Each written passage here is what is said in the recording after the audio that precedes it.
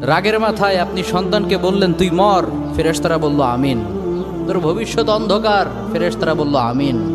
রেগে মেগে আপনি আপনার মেয়েকে বললেন জীবনেও তোর কপালে স্বামীর ভাত জুটবে না, ফেরেশতারা আবারও বলল আমিন। আচ্ছা, আপনি না সেই ব্যক্তি যে তার নিজের জীবনের চাইতেও সন্তানকে বেশি ভালোবাসেন? আপনি না সেই ব্যক্তি যে তার সন্তানের জন্য হাসতে হাসতে নিজের জীবনটাও দিয়ে দিতে পারেন? আপনি না সেই ব্যক্তি যে আল্লাহর কাছে নিজের চাইতেও সন্তানের জন্য বেশি দোয়া করে? তাহলে কি করে নিজের হাতে নিজের সন্তানের এত বড় ক্ষতি করতে পারলেন? Doesn't make any sense. Common sense বলতে কিচ্ছু নাই আপনাদের?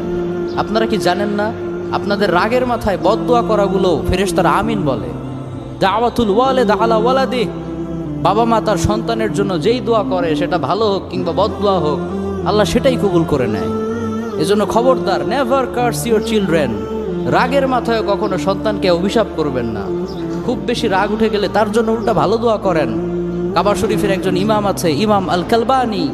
তার মায়ের যখন প্রচণ্ড পরিমাণে রাগ উঠে যেত, সে তার ছোট্ট